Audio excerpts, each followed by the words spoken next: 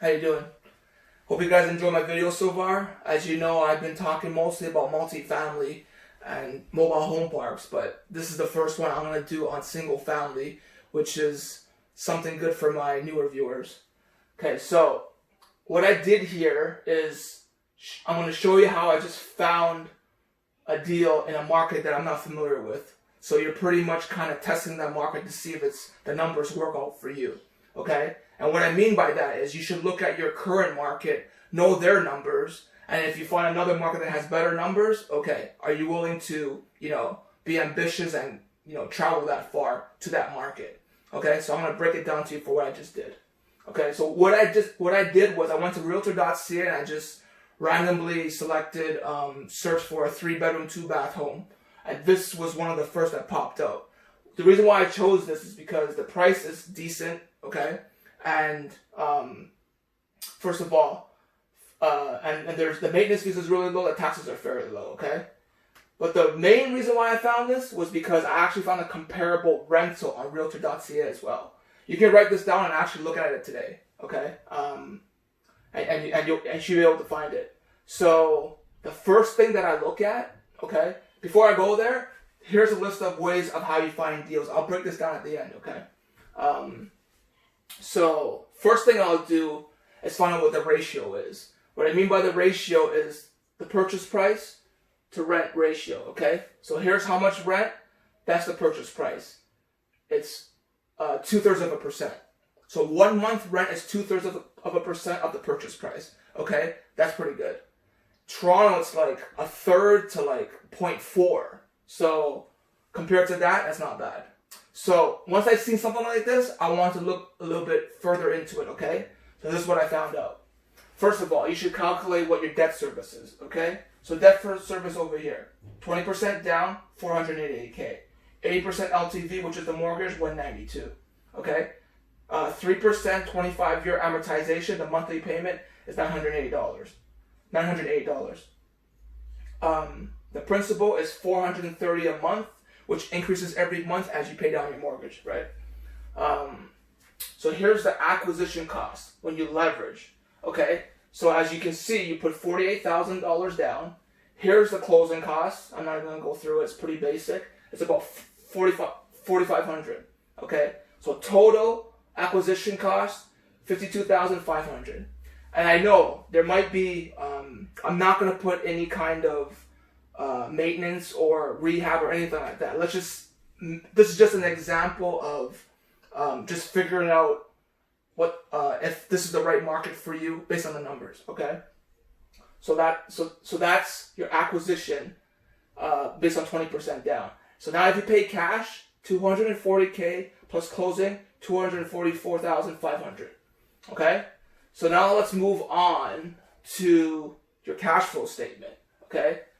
And sorry this is really crammed. I'm actually thankful that I was able to put all this information all on the same board. So monthly income, $1,600.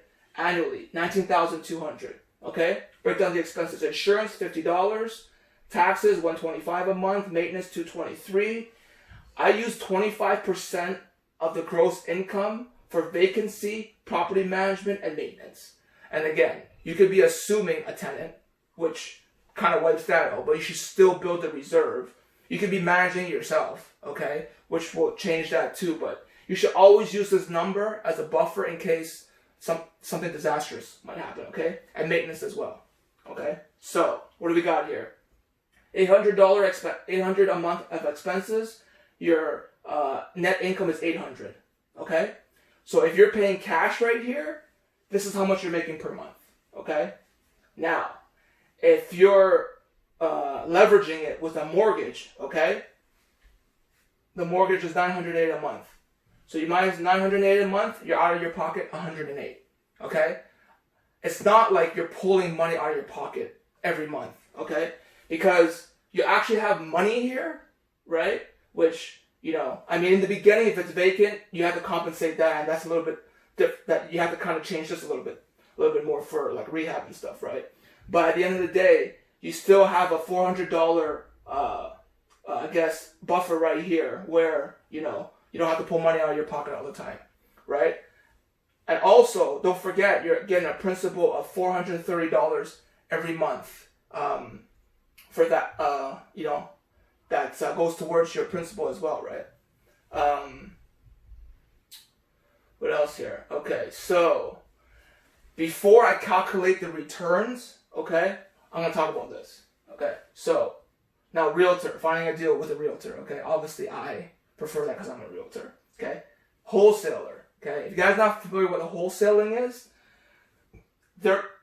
if you guys are familiar with pre-construction condo assignments, it's the same thing, okay? They find a deal, put it under contract, and sell that contract and make a profit out of it. Same thing with condo assignments, okay? They just call it wholesaling, okay?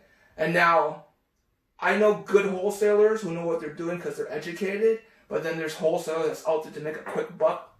Those people are just ruining the industry, okay? Just make sure you don't, if you're dealing with a wholesaler, they know what they're doing, okay?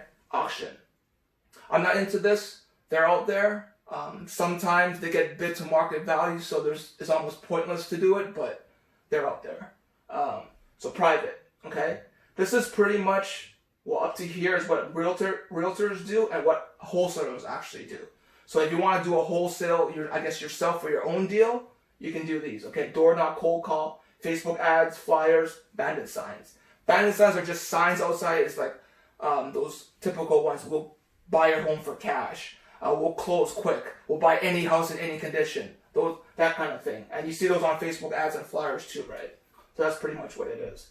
So, so let's delve in to see if these numbers work out and if this is a market that will work for you based on these numbers, okay?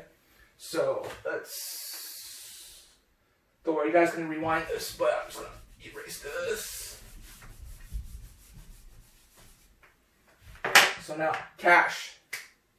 What's your return on cash? Okay? We're going to do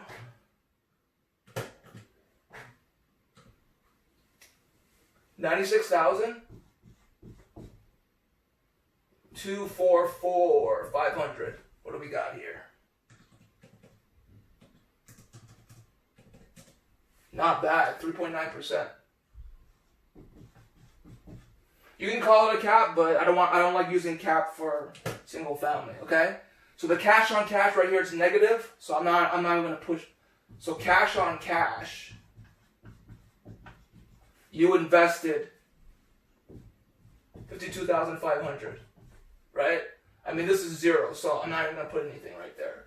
But overall cash on cash, okay? You invested $52,500, right? But we're going to calculate, okay? 800 plus 430, and again, as you know, it's going to go up as you pay down your mortgage, okay? You're going to get 1230 minus 908, which equals 322, okay? So let's just put it right here.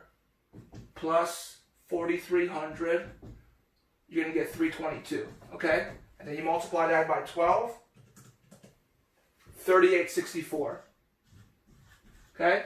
So now I'm going to put 3864 here. Let's see what you get.